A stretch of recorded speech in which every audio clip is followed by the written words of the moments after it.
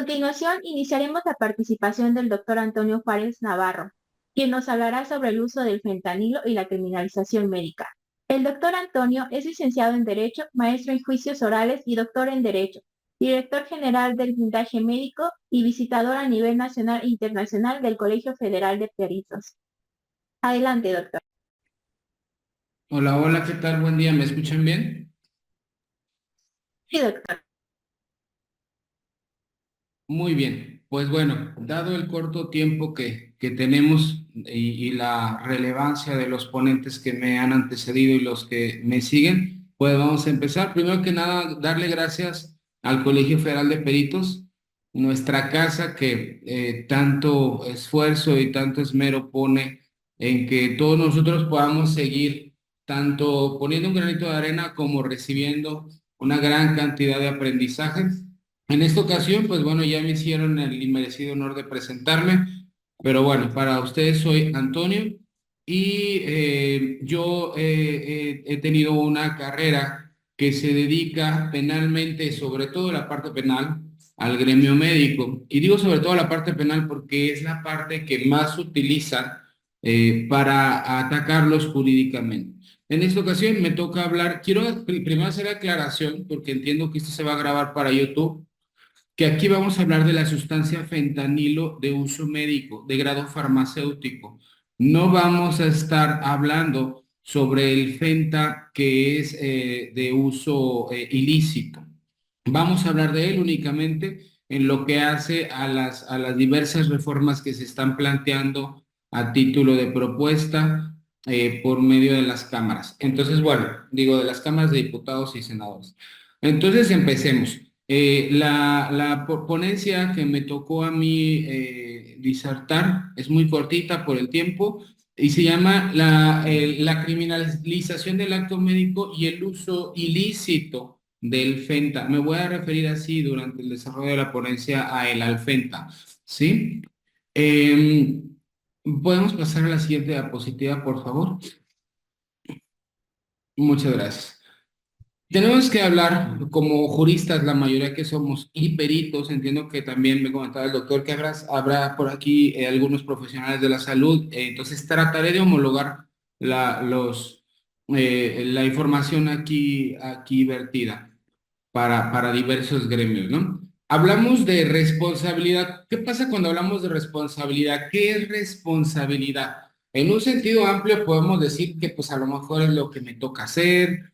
En un sentido estricto tenemos que decir que responsabilidad deviene del latín responsum, que significa prometer, merecer o pagar, ¿no? Pero en un sentido más estricto es el obligado a pagar por algo o por alguien. Y el responsable, perdón, hablando del responsable, es el obligado a pagar por algo o por alguien, ¿sí?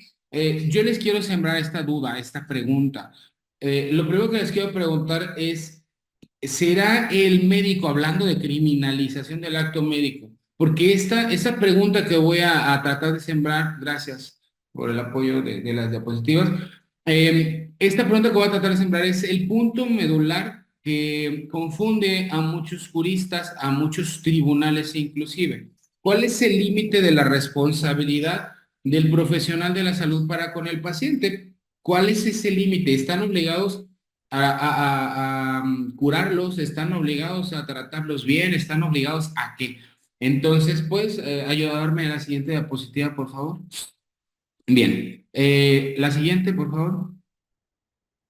Vamos a poner un ejemplo de deber y de responsabilidad. La responsabilidad, digamos, en un semáforo en rojo es que yo me detenga, ¿cierto? Porque estamos hablando de reglas hipotético-asertivas a nivel jurídico. Es decir, que se supone que si yo hago un alto en un semáforo en rojo, no va a haber un accidente. Y digo se supone porque yo puedo hacer un alto y puede venir el de atrás y golpearme sin fijarse. Y también puede haber un accidente, ¿no? Puede fallar el semáforo y yo tendré que de todas formas pasar. Si yo me paso un semáforo en amarillo o en rojo, ¿será un delito?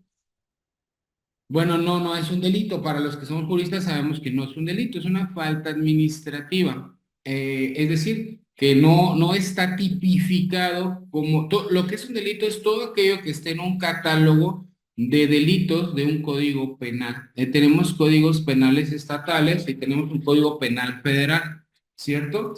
Y todo lo que ahí diga en ese catálogo que es delito, pues es delito. Por ejemplo, el homicidio. Comete el delito de homicidio el que priva de la vida a otro, ¿no? Así hay muchos delitos, pero el pasar un semáforo en rojo no es un delito. ¿Cuál es, siguiente por favor, cuál es el código que rige, gracias, que rige a la conducta del profesional de la salud? Hay un reglamento de la Ley General de Salud en materia de prestación de servicios de atención médica. Este reglamento, en el artículo 9, dice que la atención médica deberá llevarse a efecto de conformidad con los principios científicos y éticos que la orientan. Ahí establece un deber del cual el sujeto activo de una conducta, hablando en materia penal, es obligado. Ese es su semáforo en rojo. ¿Qué pasa si yo me paso semáforo en rojo? Pues que soy meritorio, me amerito una sanción de tipo administrativo, me van a poner una multa, ¿no? Pero ¿qué pasa si al pasarme el semáforo en rojo, una persona se atraviesa, yo la embisto y entonces esa persona pierde su vida? Entonces, mi falta administrativa ahora es un delito de corte penal, se llama homicidio porque comete este delito el que priva de la vida a otro, ¿cierto? Bien, ese sería un delito de carácter culposo, no doloso. ¿Por qué? Porque la culpa nace de un deber exigible al sujeto activo que como consecuencia de la omisión, del cumplimiento de un deber al cual está obligado y es sabedor o no de él, como consecuencia se produce una figura típica, culpable y punible, un hecho con apariencia de delito, ¿ok?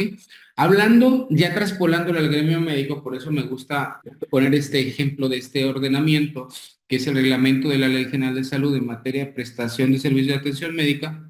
En este tenor, pues dice aquí que su deber es cumplir al máximo, con el máximo apego a sus deberes éticos y científicos. Es decir, que no tenemos, en el gremio médico no tiene un deber de imposición jurídico de resultados, sino de aplicación de medios. Obvia y claramente existe la máxima de que todos lo sabemos los que somos abogados, que nadie puede estar obligado a lo imposible. Entonces, ¿el médico está obligado a curar? No. ¿El médico está obligado a atender bien? Pues no, porque también es muy subjetivo, ¿no? Si es bien, si es mal, si es sonriendo o no sonriendo. Lo que sí es que una atención médica, por ejemplo, tenemos, volviendo al semáforo en rojo, tenemos el ejemplo de la consulta, vamos a poner la consulta más típica que es en medicina familiar, ¿no? ¿Ustedes saben cuánto tiempo tiene un médico familiar para atender a un paciente en el IMSS, por ejemplo? Ellos tienen 15 minutos para ver a un paciente, a un paciente subsecuente, porque también hay pacientes de primera vez que ameritarían un poquito más de tiempo, pero bueno, vamos a hablar de un paciente subsecuente, 15 minutos. Su deber, de acuerdo a la norma oficial mexicana 004 SSA3 del 2012, que es la que regula el expediente clínico. ¿Por qué el expediente? Porque ahí es lo que dice, en esa norma es donde dice qué es lo que debe de pasar en la consulta de medicina familiar. Y entonces dice que una consulta debe en una consulta debe haber fecha, hora, ficha de identificación del paciente, signos vitales incluyendo frecuencia cardíaca, respiratoria, temperatura, tensión arterial, exploración física por aparatos, órganos y sistemas, interrogatorio por aparatos, órganos y sistemas. Quiere decir que el médico tiene que realizar una serie de conductas tendientes a poder impregnar una impresión diagnóstica derivada de la auscultación y diversos métodos diagnósticos para el paciente que no alcanzan en 15 minutos. ¿Qué pasa si el médico no pone la frecuencia cardíaca o lo respiratorio o la temperatura? Pues es como el semáforo en rojo. Digamos que lo podrán regañar el jefe de su servicio, ¿no? Porque no puso un dato. Pero ¿qué sucede si resulta que es un paciente posoperado de una apendicectomía que fue únicamente porque aparte tenía un dato agregado que le dolía la garganta a la semana y resulta que el paciente tuvo, no sé, una frecuencia cardíaca de 140 latidos por minuto y tenía una hipertensión arterial un cuadro hipertensivo y además tenía hipertermia, es decir, que su temperatura corporal estaba muy elevada.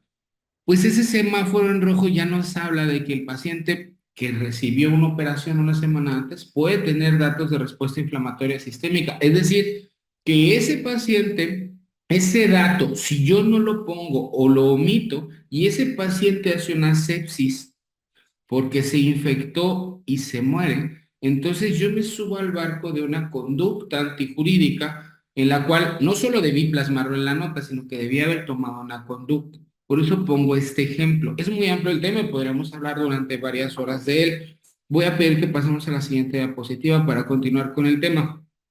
Por favor. Ajá. Vamos a la siguiente, por favor. Hablamos de fentanilo. Tenemos aquí una diapositiva que nos muestra al doctor Gustavo Darwin Aguirre Castro. Quizás muchos de ustedes, por no ser del gremio médico, no estuvieron tan al tanto, pero fue un caso nacional e internacional, inclusive en el cual él nos busca como bufete, como firma en ese momento, y resulta que está siendo acusado de tráfico de sustancias, ¿no? Pero pues la verdad es que ahí es donde entra el sentido común que debería caracterizar a las fiscalías. La historia es que él compra vía internet. Digo vía internet, se oye muy coloquial, pero la verdad es que localiza desde hace tiempo atrás a una farmacia que está en Guadalajara que tiene fentanilo de uso médico de grado farmacéutico. Estamos hablando de unas cajitas que tienen 6 ámpulas de grado farmacéutico. Están en forma líquida, ¿ok? La cantidad de fentanilo de uso farmacéutico que contiene cada frasquito es mínima. Ustedes ven un liquidito que más o menos es esto, creo que son como 5 ml, pero todo lo demás o sea, tiene punto 5 de fentanilo. Todo lo demás simplemente es líquido. Es decir, no sirve para la confección de drogas sintéticas. No sirve para que se convierta en sólido. Tendría que ser, es más, me atrevo a decirlo de manera, digamos, ignorante, porque yo no soy especialista en eso, no soy farmacobiólogo, ni soy especialista en eso, pero pues quién sabe cuántas millones de galones se necesitan para que se pueda convertir a sólido. No sirve para eso. Fue producida por la industria farmacéutica para la utilización durante las sedaciones, es decir, es un opioide, efectivamente, que sirve como analgésico, es un analgésico de amplio espectro, ayuda para el dolor. Una persona que no se le bloquee el dolor durante una cirugía puede perder la vida por no tener la suficiente analgesia durante una cirugía. Lo vimos durante el COVID, se requiere para que te puedan meter un tubo en la garganta para poderte ventilar. Y sin esta sustancia que empezó a escasear, mucha gente murió por no tener acceso a... ¿Por qué? Porque te meten un tubo endotraqueal y el reflejo hace que te lo quites.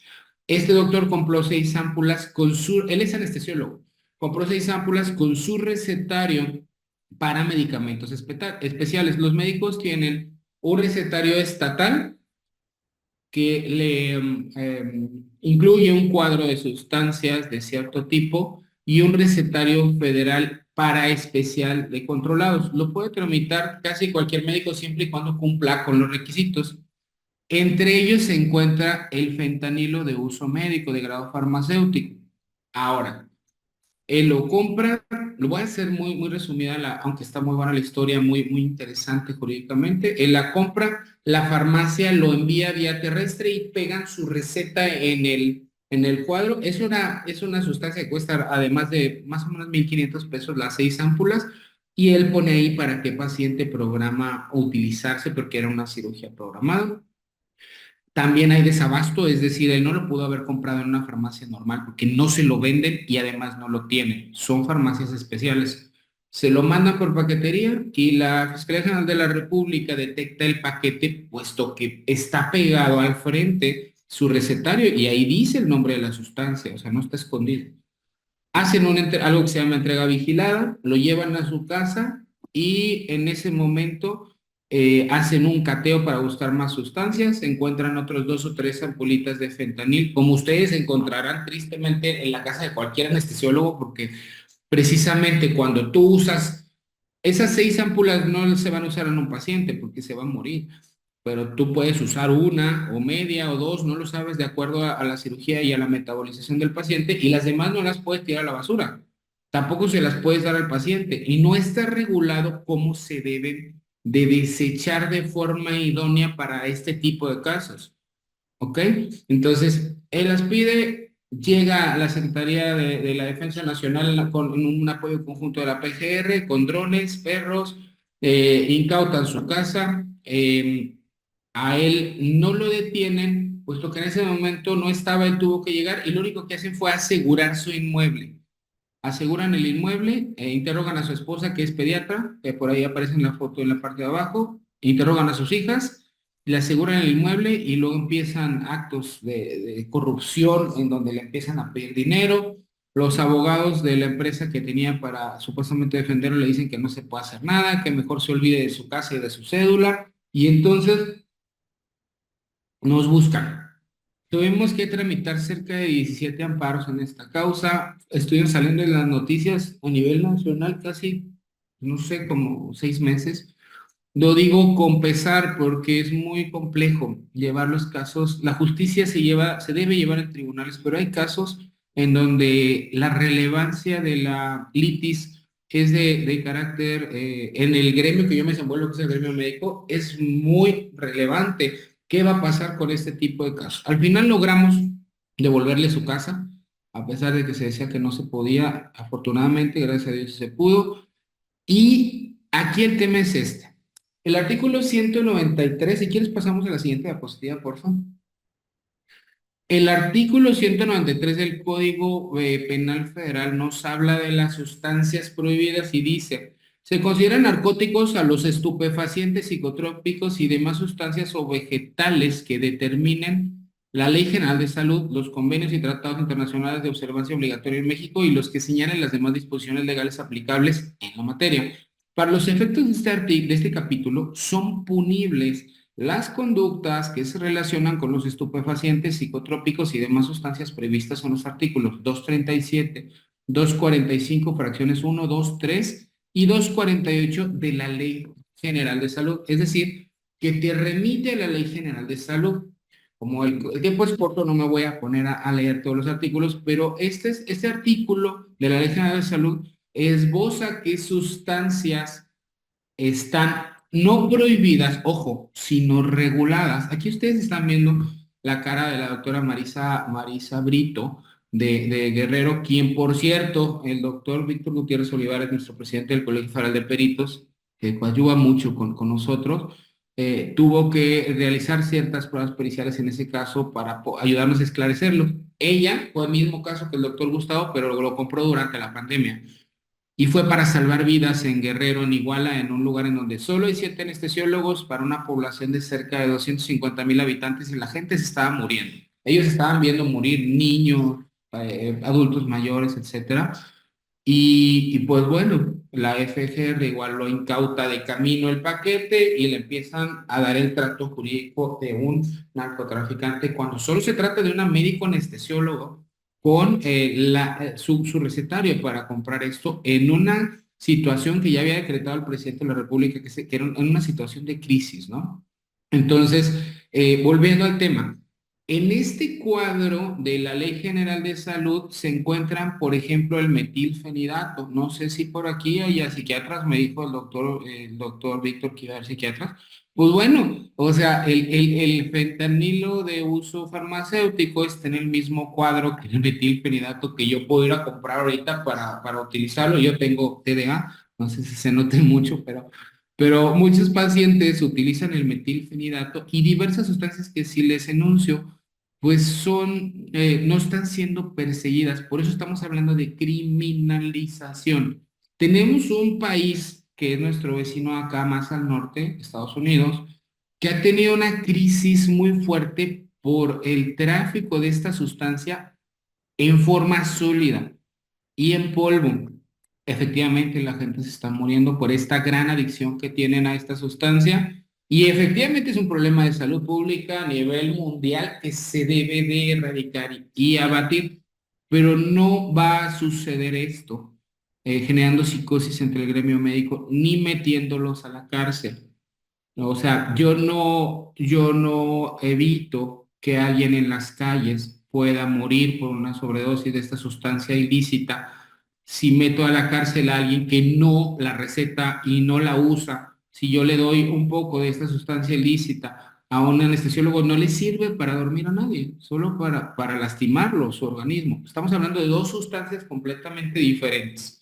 Por ahí hace poco me apareció un video en TikTok de un personaje que habla con bastante conocimiento de causa y corta la primera parte y en la primera parte le empieza a decir que esta sustancia de grado farmacéutico, no olvidemos que la creó, pues obviamente la industria farmacéutica y que creó adicciones, pero después, hablando como opioide, después empieza a esbozar y empieza a explicar y a desmenuzar que no es meramente esta la sustancia. Efectivamente es muy peligrosa, como lo es muchos otros. Por ejemplo, estamos hablando de fentanilo, pero hay otro que se llama remifentanilo, que es de acción más rápida y que tiene una metabolización más rápida, pero una vida media distinta, hablando ya de temas metabólicos en el paciente.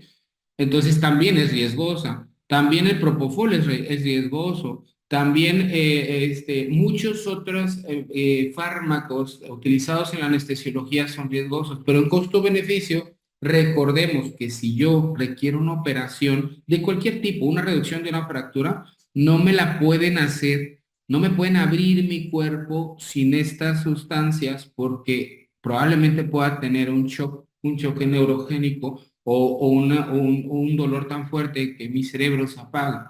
No podríamos hacer una cirugía de corazón abierto que dure 6, 8 o 10 horas sin el apoyo de los anestesiólogos y la anestesiología. Entonces, ¿me apoyan con la siguiente diapositiva, por favor? Igual esta doctora Marisa Brito nos buscó durante la pandemia, se sacó el caso adelante después de muchos golpes mediáticos y jurídicos, audiencias, al final se determinó el no ejercicio de la acción penal en contra de ella por falta de elementos, pero sí fue una batalla. Él es el doctor Gerardo Grajales Yuca, en Chiapas fue el primer médico detenido durante la pandemia por una controversia derivada de la atención médica, también nos tocó defenderlo y ahí tuvimos que enfrentar al Estado, literalmente al gobierno de Chiapas, porque había ya mucha animadversión en contra de él por temas pues, la salud pública, simplemente él apuntaba que había mucha escasez de medicamentos, etcétera, y a él inicialmente lo acusaban de abuso de autoridad por haberle pedido a la familia que comprara una bomba de infusión durante la pandemia. Las bombas de infusión son estas bombitas que ustedes ven junto al paciente en cualquier hospital y que por ahí pasa el medicamento, la que va dosificando. No había, pues no había porque estábamos en media pandemia y al no haber, pues obviamente él tenía que decirles porque ya dijimos que su obligación es científica, pero también es ética. Si no les dice, pues cómo va a dosificar un paciente que está en terapia intensiva.